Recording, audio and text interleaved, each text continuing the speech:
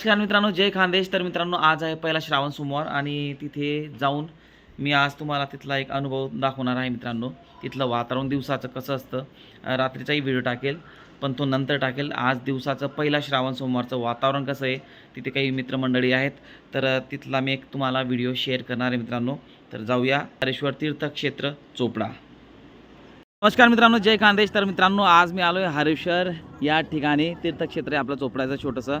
तर आज आहे पहिला सोमवार आणि समोर तुम्ही ज्याला बघतायत तो आहे माझा मित्र प्रकाश. नमस्कार. हां, तर तो माझा बालपणीचा मित्र आहे आणि त्याचंही BSc इलेक्ट्रॉनिक झालेलं आहे. पण त्यानंतर सुद्धा हा हे बघा, तुम्ही बघू शकता या ठिकाणी तो वडिलोपार्जित त्यांचा जो व्यवसाय आहे भोई समाजाचा, तर तो ते आईसोबत सांभाळतो आहे आणि त्याचं झालेलं आहे BSc इलेक्ट्रॉनिक्स. तर ते नेमकं त्याच्यामागे कारण काय आहे प्रकाश, की तू आपल्या या वडिलोपार्जित व्यवसायावरती हा व्यवसाय करतोय अजूनसुद्धा, आणि आपल्या जॉबचं काय झालं, नेमकं जॉब नाही करत आहे का? 2013मध्ये माझं ग्रॅज्युएशन कंप्लीट झालं आणि मी संभाजीनगरला गेलो. संभाजीनगरला मी जवळपास 8 ते 9 वर्ष जॉब केला. पण इनफॅक्ट ते कोरोना जो काळ होता तो खूप म्हणतात ना, खरंच डेंजर असता प्रत्येक गोष्टीसाठी, जसं हेल्थ म्हणा किंवा आपलं नोकरी म्हणा. तर तो कोरोना काळामुळे प्राणघातक होता. हां, कोरोना काळ तो घातक ठरला थोडासा. कोरोना काळामुळे कंपनीतले 8 वर्ष जिथं काम करत होते तर त्यांनी मॅन पॉवर कमी केली. ओके. आणि त्यात मीही होतो. त्यामुळे आता कंपनीचं नाव काय? Company NRB bearings okay. Limited. कसली होती? Pharmaceutical, chemical? नाही, ही मेकॅनिकल. सॉरी, हां, तुझं इलेक्ट्रॉनिक्स आहे, बरोबर. हां, बेअरिंगची कंपनी होती. बेअरिंगची कंपनी, बरोबर. त्यामुळे आता कोरोना नंतर मग मी इकडे झालो आणि आणि आई आणि भावाला जो बिझनेस होता आमचा पारंपरिक तो सांभाळण्यासाठी मी आता इथेच ग्रो केलं.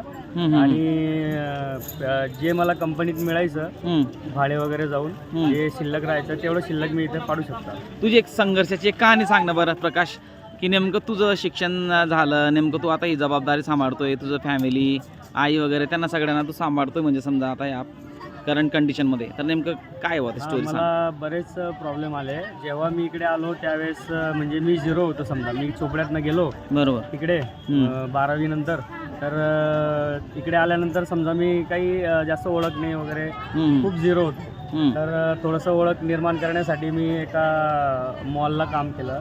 मॉलमध्ये थोडीशी माझी म्हणजे मोठ्या लोकांशी पण थोडीशी ओळख झाली. आणि त्या ओळखीचा फायदा असा झाला की मी माझा पारंपरिक बिझनेस गल्लोगल्ली सुरुवात केली.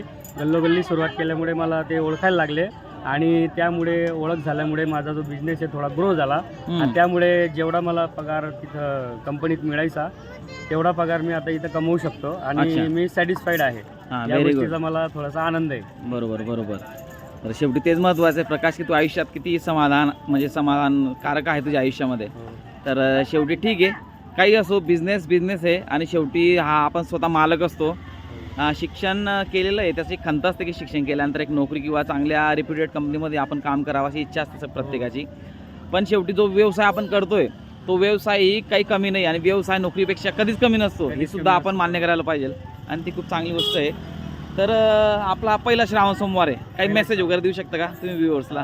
तरी मी आता श्रावण सोमवार असल्यामुळे सर्व शिवभक्तांना किंवा सर्व मराठी बांधवांना किंवा सर्व भक्तांना मी भोले बाबाकडनं प्रार्थना करतो की सर्वांना हा श्रावण महिना सुखाचा, आनंदाचा जावो आणि तुमच्या आयुष्यात भरभराटी लाभो, ही शंकर भगवान चरणी प्रार्थना. आणि आपल्या ऑडियन्सला जे आता बघा, तुमचं सुद्धा एक स्टोरी, एक स्ट्रगल आहे, तर मग तुम्ही जे नवतरुण असतील, ज्यांचं शिक्षण चालू आहे किंवा शिक्षण झाल्यानंतर त्यांनी एक्झॅक्टली काय करायला पाहिजे, त्यांना 1 मिनिटात तुम्ही शॉर्टली काय सांगू शकाल?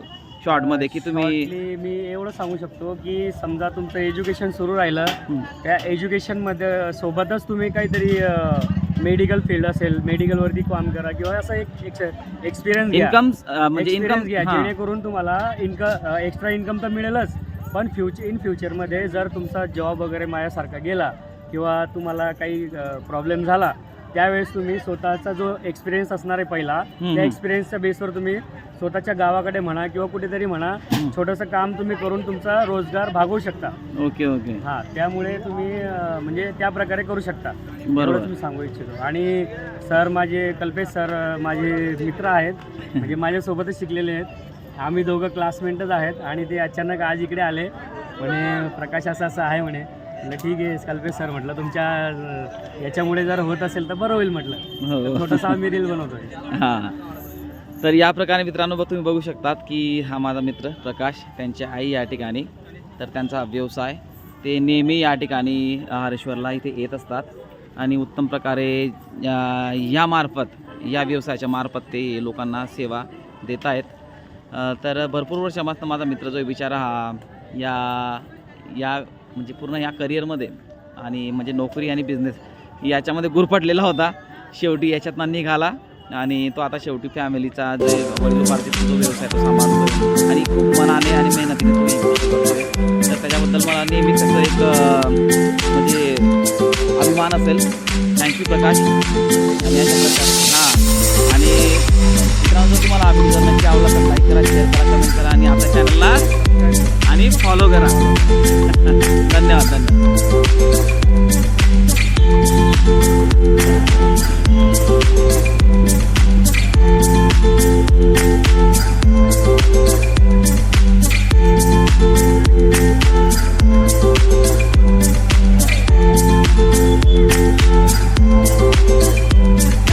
धन्यवाद.